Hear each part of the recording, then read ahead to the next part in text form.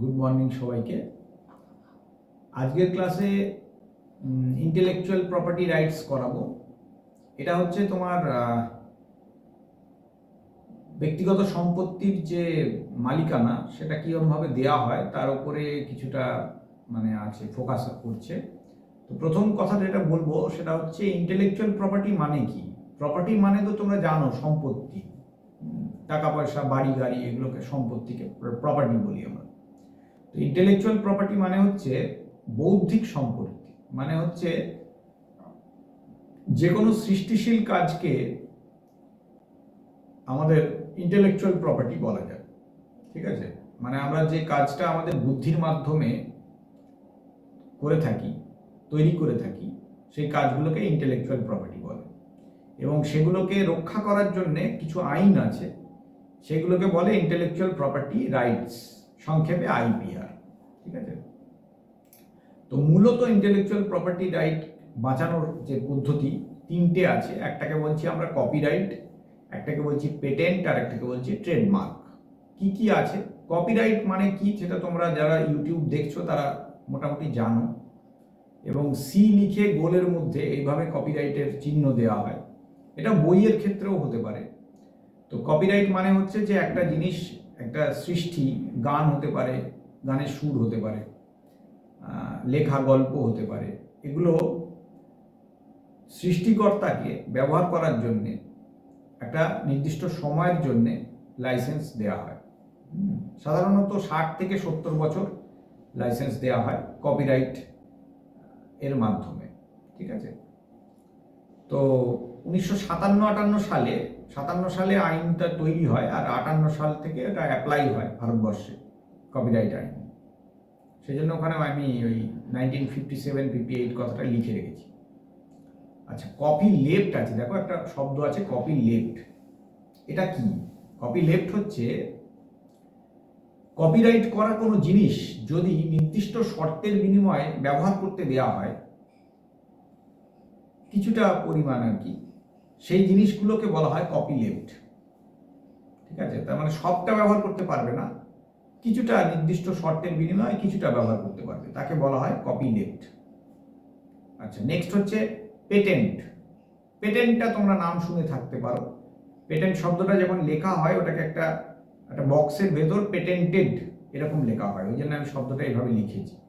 Patent মানে হচ্ছে যদি নতুন কোনো আবিষ্কার সৃষ্টিকর্তাকে দেওয়া হয়, 20 বছর ব্যবহার করার জন্য দেওয়া হয়। এবং পেটেন্ট কারা দেয়? সাধারণত কোনো সরকারি সংস্থা পেটেন্ট দেয়।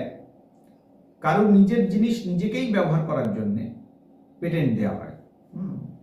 মানে ধরো কেউ একটা কিছু আবিষ্কার করলো, একটা যন্ত্র আবিষ্কার করলো, নেক্সট 20 বছর পর্যন্ত সেই লোকটা ওই যন্ত্র বিক্রি করতে পারবে এবং ওটা নিয়ে নিজের বলে দাবি করবে, ওটাতে আর কেউ কোনো রকম অধিকার দেখাতে পারবে না। 20 বছরের পর থেকে ওটাকে সাধারণ পাবলিকের জন্য দেওয়া হয়, এটাকে বলা হয় পেটেন্ট। ঠিক আছে, তো পেটেন্টের দেখো 3 রকম পেটেন্ট আছে, ইউটিলিটি পেটেন্ট, ডিজাইন পেটেন্ট আর প্ল্যান পেটেন্ট। ব্যাপারটা কি? ইউটিলিটি পেটেন্ট মানে যে যন্ত্রগুলো দরকারি যন্ত্র হয়, মানে মেকানিক্যাল যে ডিভাইসগুলো তৈরি হয়, সেইগুলোতে যে পেটেন্ট দেওয়া হয় সেটাকে ইউটিলিটি পেটেন্ট বলে। ডিজাইন পেটেন্ট মানে বিভিন্ন রকম ডিজাইনের ওপর যে পেটেন্ট দেওয়া হয়, যেমন ধরো কোনো গয়নার ডিজাইন বলতে পারো, বা কোনো বাড়ির ডিজাইন বলতে পারো, বড় বড় বাড়ির ডিজাইন, একদম হুবহু নকল করা যাবে না। মানে যেমন ধরো কোনো বিরাট বড় মিউজিয়াম কেউ তৈরি করেছে, ডিজাইন করেছে, ওইটা নকল করে ওই দেশে 20 বছরের মধ্যে কেউ করতে পারবে না, কারণ ওই করতে গেলে ওই যে সংস্থা করেছে বা যে ব্যক্তি করেছেন তার কাছ থেকে পারমিশন নিতে হবে। এটাই হচ্ছে পেটেন্ট। ঠিক আছে, অর্থের বিনিময়ে সাধারণত পেটেন্টটা নিতে হয়, মানে পারমিশন নিতে হয়। আর প্ল্যান্ট পেটেন্ট হচ্ছে বিশেষ কোনো উদ্ভিদ যদি কোনো ব্যক্তি তৈরি করে থাকেন শঙ্করায়নের মাধ্যমে, তাহলে তার ওইটা পেটেন্ট থাকবে, অন্য কেউ ওইটা তৈরি করতে পারবে না, করতে গেলে তার কাছ থেকে পারমিশন নিতে হবে। ঠিক আছে, এই হচ্ছে পেটেন্ট। আর নেক্সট যেটা আছে সেটা হচ্ছে ট্রেডমার্ক। ট্রেডমার্ক তোমরা দেখে থাকবে, ট্রেডমার্ক যে বিভিন্ন ব্যবসায়িক জিনিস থাকে সেখানে তার একটা চিহ্ন দেওয়া থাকে, এটাকে ট্রেডমার্ক বলে। এবং ট্রেডমার্ক যে সবসময় চিহ্ন থাকবে তার কোনো মানে নেই, স্লোগানও হতে পারে। হ্যাঁ, দেখবে বিভিন্ন যে সংবাদ মাধ্যম আছে তাদের একটা করে দেখবে স্লোগান থাকে, সেই স্লোগানগুলোকে আমরা বলছি ট্রেডমার্ক।